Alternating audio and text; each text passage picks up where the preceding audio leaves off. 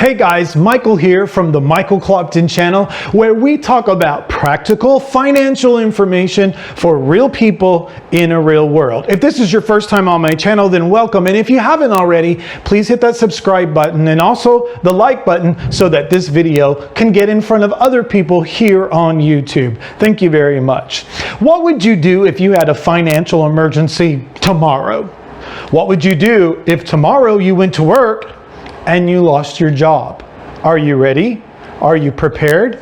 Many people call these times, when I was growing up, they called them rainy days. So what would you do if you had a rainy day?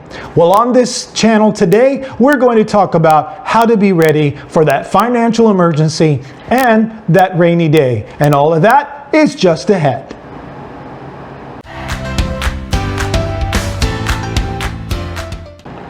According to a recent survey, something like 67% of Americans, if they woke up today with a $400 emergency, they would not be able to go to their bank and get that $400 to take care of it. They would either have to go in debt, they would have to borrow it from their mom, go in debt by putting it on their credit card, and making an emergency situation that was bad even worse by going into debt to get this money to take care of the emergency situation. And if it was $1,000, then that number just is exacerbated, and how many people couldn't do that and would have to use negative debt or a terrible debt way to get that money for them.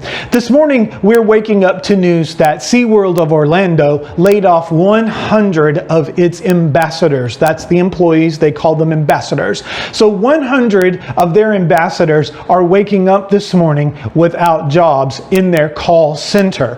There are no way that any of us can dictate or predict what might happen in a particular job situation. A company may make a movement, or the building that your business is in might be sold. The business itself might be sold. Today, I was talking to someone who was working for a company that they loved, and the owner of it stepped down and handed over the management to a completely different company that ran the company completely different. So it was nothing like the company that it had been before, and of course was not the joy that it had been to work with. So there is a situation here that you can get yourself prepared for the rainy day. And how do you do that? That's by building an emergency fund.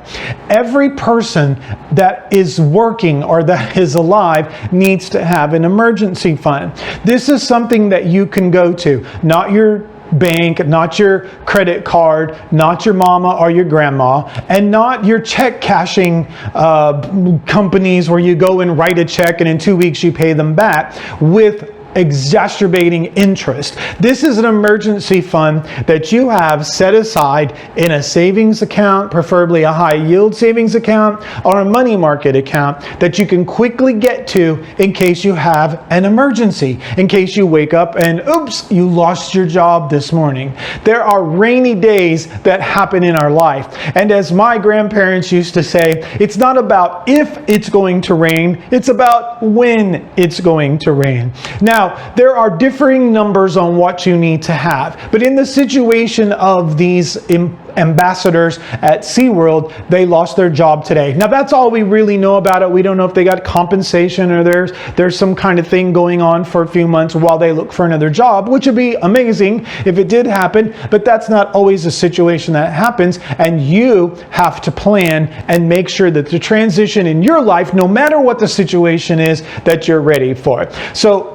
there's different numbers on that. If you're just starting out and you're single and you have a job, or you're just starting out as a young family or young married couple, you should at least use the number of $1,000. Start at $1,000. Work as quickly as you can to get that emergency fund to a $1,000, your rainy day fund, just in case it rains, because it's going to rain. And when it does rain and you have this money setting aside, it just becomes an inconvenience inconvenience more than anything, just a frustration, because now you have to take the money from that and use it, but you're not going into debt. You're not having to rely on the check cashing company to take care of your emergency, and then you pay them back that money. And you don't have to worry about the embarrassment of asking your parents or grandma or anything like that, and changing the dynamics of that relationship, because money always does. Now, with this emergency fund, in my experience, I was one of those at one time that did use the check cashing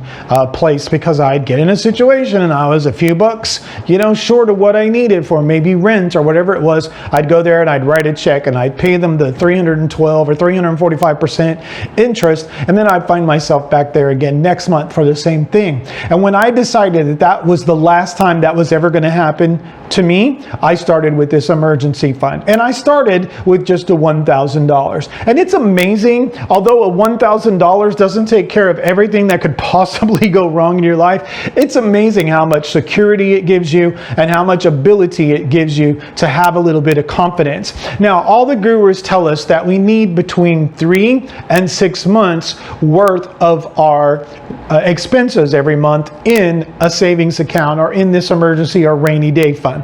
That means that whatever it costs you to live every single month, like your rent and your electricity and all the other necessities, you need to calculate what that money is and times it times 3. So that's 3 months. And so that's the ultimate place that you want to go. What difference would it mean to you that if you had an emergency tomorrow, like that you lost your job, that for 3 months, no matter what happens, that you're going to be good? What if you had 6 months of your expenses saved in a savings account, and you lost your job, and you realize for 6 whole months you're totally good? Your life does not change one iota. The only difference is now you're out looking for a job, which will bring income into your life, which more than likely will happen way before 3 months, and definitely before 6 months in the current market. So I want you to think about the rainy days that you might face, the rainy emergencies that you might face. And like these people from SeaWorld, the 100 ambassadors who got laid off, with an emergency fund, this would just be merely an inconvenience. So don't get caught in the rain without your emergency fund or your rainy day fund. Get that emergency fund so that the rain is just a mere convenience, and your rainy day fund is your umbrella to protect you from any emergency or any rainy day. Thank you for watching the video today. This is Michael from the Michael Clopton channel. And if you've got value from this video, please hit the subscribe button and the like button so that this video will get in front of other people. And thank you very much for tuning in today, and I'll see you in the next episode.